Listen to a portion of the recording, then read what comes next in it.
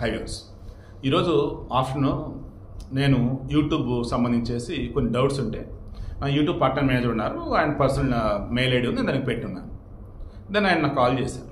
నేను అడిగిన డౌట్స్ ఏవైతే ఉన్నాయో అవి మీకు క్లారిఫై చేస్తాను. ఫస్ట్, రేపు జూలై 15వ తారీఖు నుంచి మీరు ఏదైతే కంటెంట్ పెడతారో అది కనుక మీది కాకుండా వేరేవాడి కంటెంట్ కనుక మీరు కనుక పెడితే మీ మానిటైజేషన్ ఎగిరిపోయింది.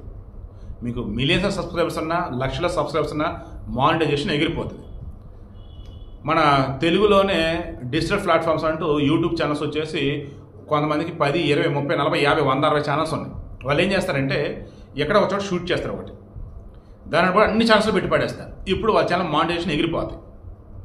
మీరు కూడా పబ్లిక్ ప్లాట్ఫామ్లో అవైలబుల్గా ఉంటే ఒక న్యూస్ కనుక చెప్పేటట్టయితే దాని తాలూకు విజువల్స్ కనుక వాడుతుంటే అది ఇబ్బంది లేదు. కానీ మీ ఓన్ కంటెంట్ అయ్యి ఉండి అది మీరు పెడతమే కాకుండా ఇంకెవరైనా కనుక పెట్టినట్టయితే వాళ్ళ మానిటైజేషన్ ఎగిరిపోయింది.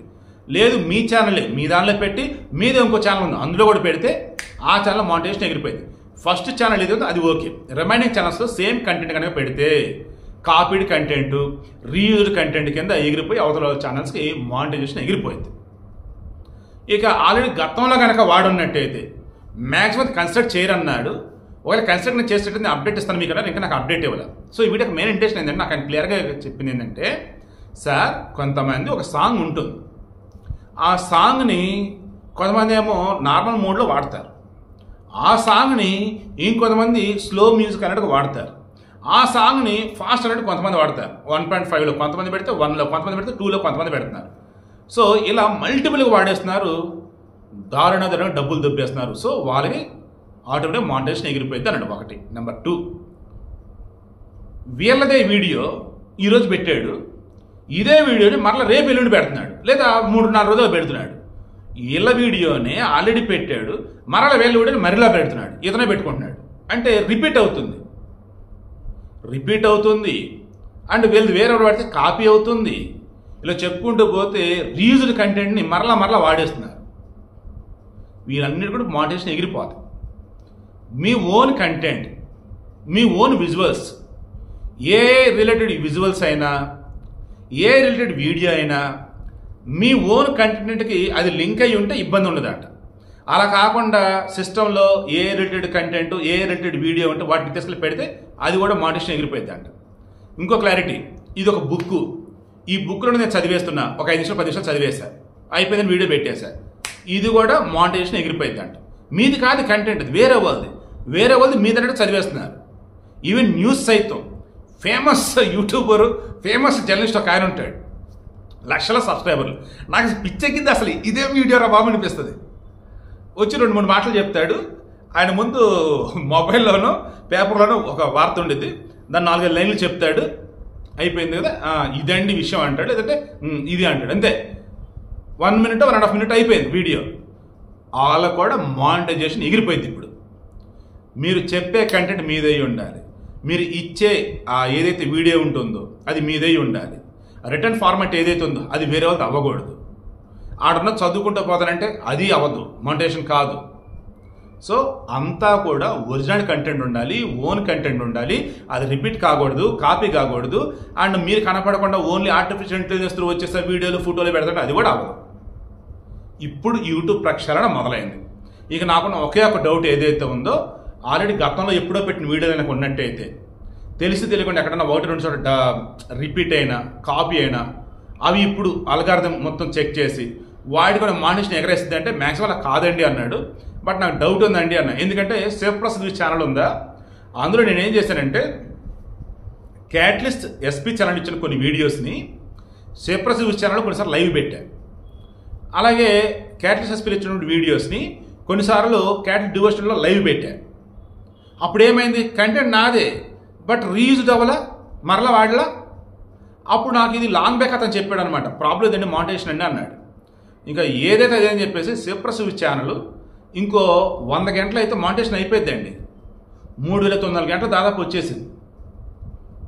బట్ నాకు భయం వేసింది. ఎందుకు, ఫస్ట్ వీడియో క్యాటలిస్ట్ ఎస్పీలో పెట్టాను గుర్తులేదు, శివప్రసాద్లో పెట్టాను గుర్తులేదు నాకు. సో ఫస్ట్ వీడియో ఎందులో పెట్టాను గుర్తులేనప్పుడు అసలు ఒక ఛానల్ అన్నప్పుడు దాని తాలూకు వీడియోస్ ఉంటే లేపారు కదా అని చెప్పేసి శివప్రసాద్ ఛానల్లో ఉన్న వీడియోస్ నాకు తెలిసి 90% వీడియోస్ లేపేశారు. లైవ్లు మొత్తం తీసేసా. క్యాటెడ్ డివోషన్లో కూడా లైవ్లు మొత్తం లేపి అవతల వేసేసా. ఈవెన్ ఇక్కడ కూడా షార్ట్స్ కానీ రిమైనింగ్ అవి కూడా లేపి అవతల వేసేసా. ఎందుకంటే ఏ చిన్న డౌట్ నేను అసలు ఉంచలా. ఇంత కష్టపడి ఇంత ఎఫర్ట్స్ పెట్టుకొని ఈరోజు చిన్న దగ్గర కకృతి పెడితే దోలు తీరిపోయేటట్టు. అట్లీస్ట్ ఒక రేపటి రోజు ఒకవేళ మానిటైజేషన్ ఎక్కడన్నా ఆపినా, మ్యాక్సిమం జరగదు, ఇన్కేస్ ఎక్కడ జరిగినా ఈ 4-5 ఛానల్స్ దేనికైనా నువ్వు అడగవచ్చు. అది తెలియక జరిగిన పొరపాటు, నేను ఆల్రెడీ వీడియో డిలీట్ చేశా. అండ్ తెలియక జరిగిన పొరపాటు, ఇది లాంగ్ బ్యాక్ జరిగింది, మీరు ఎప్పుడైతే కొత్తగా గైడ్లైన్స్ ఇచ్చారో అప్పుడు అసలు ఏమీ జరగలేదు చూడండి అని చెప్పొచ్చు. సో ఈ వీడియో చూస్తున్న వారిలో యూట్యూబర్లు ఉండొచ్చు, నార్మల్ ఉండొచ్చు. ఎందుకు చెప్తుంటే ఇదంతా కూడా భయపడుతున్నారు కొంతమంది. ఇంకొంతమంది వచ్చేసి మనలో వీడియో చేయలేడు అనుకుంటూ ఉన్నారు.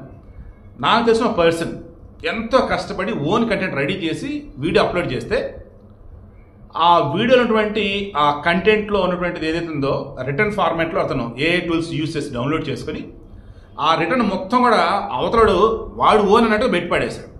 వాడికి 2 మిలియన్ల మంది సబ్స్క్రైబర్. ఏదో నాకు తెలిసిన person 1 lakh subscribers. 1 lakh subscribers ఉన్న పర్సన్కి ఏమో 30,000 వ్యూస్ వచ్చాయి 1 డేలో.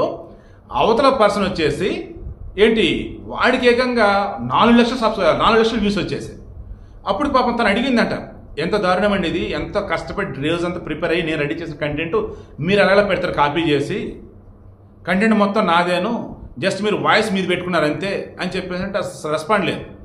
దెన్ అది మధ్యలో అడుగున్నాను కాపీరైట్ క్లెయిమ్ ఏంటంటే తను కాపీరైట్ క్లెయిమ్ చేసింది. వాళ్ళు చెక్ చేసేసి కాపీరైట్ వేసి పడేస్తారు. అతనికి కాళ్ళ మీద పడ్డాడంటే ఇంకా తప్పు అయిపోయింది, నేను గుళ్ళో పూజారని అది ఇది అంటూ. మరి నీకు ఏదనిపిస్తే చేయని చెప్పేసి ఆ అమ్మాయికి చెప్పేశాను. సో ఇప్పుడు విషయం ఏంటంటే నేను చెప్తుంది, ఇటువంటి వాళ్ళందరూ అట్లగా సాగవు. ఒరిజినల్ కంటెంట్ నీ దగ్గర ఉంటే నువ్వు పెట్టేసుకో. ఇప్పుడు నేను చెప్తున్నా, మొన్న మా మేనకోడలు నవ్వే వచ్చింది. దెన్ ఆ రోజు తను చెప్పింది, మావయ్య నువ్వు ఏదైతే టాపిక్స్ తీసుకుంటావో ఆల్మోస్ట్ మొత్తం నీ కంటెంట్ మావయ్య, దానికి ముందు కొన్ని యాడ్ చేసేసి వాళ్ళ ఛానల్లో పెడుతూ ఉంటారు హడావుడి చేస్తూ అని చెప్పేసి జూడి ఛానల్ చెప్పింది. తర్వాత నాకు తెలిసిన వాళ్ళు 2-3 ఉన్నారు. అప్పుడు నేను ఒకటి అనుకున్నా, వాళ్ళు ఏం చేస్తారంటే నా దానికి ముందు కొన్ని యాడ్ చేస్తారు, మధ్యలో కొన్ని యాడ్ చేస్తారు. దాన్ని కాపీ అని అనలేము, ఇన్స్పైర్ అయ్యారు అనుకోవచ్చు, లేదు నాకు ఒకే థాట్స్ ఇచ్చిన అనుకోవచ్చు, లేదన్నప్పుడు అరే ఇతను బాగా చెప్తున్నాడు కదా, అతను చెప్పిన దానిలో కంటెంట్ తీసుకొని దాన్ని డెవలప్ చేసి మనం చేద్దామని చెప్పేసి వాళ్ళు అనుకోవచ్చు. అలా ఉన్నప్పుడు వాళ్ళకి స్ట్రైకులు పాడు, కాపీరైట్లు కూడా పాడు, వాళ్ళకి ఇబ్బంది ఏమి ఉండదు. సో మీరైనా నేనైనా ఎవరైనా అక్కడ అనేది చూస్తాం, అది చూసి దాన్ని డెవలప్ చేసుకొని మరలా మనం వీడియో పెట్టుకుంటాం, అప్పుడు ఇబ్బంది ఉండదు.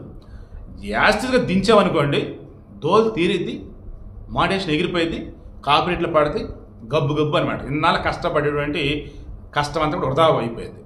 సబ్స్క్రైబర్లు ఎంతమంది ఉన్నా సరే ఇంక మానిటైజేషన్ కాదు. So be careful. వీడియోలో నేను మరలా చెప్పేది ఒకటి, ఇక నుంచి యూట్యూబర్లు అన్న వాళ్ళు ఎవరైనా డబ్బు సంపాదించాలనుకుంటే మీ ఓన్ కంటెంటే ఉండాలి. మీరు క్రియేటివిటీగా మీ ఓన్ కంటెంట్తో యూజ్ చేసి వీడియోలు కనుక ఇవ్వగలిగితే ఓకే. పుస్తకాలు ఏమైనా చదువుతాము, ఏఐ టూల్స్ని వాడి చదువుతాము, వాళ్ళు వీడియో తీసుకొచ్చి ఇక్కడ పెడతాము, అక్కడ పెడతాము, సౌండ్ తగ్గిస్తాం, సౌండ్ పెంచుతాం, ఇవన్నీ జాంతనే.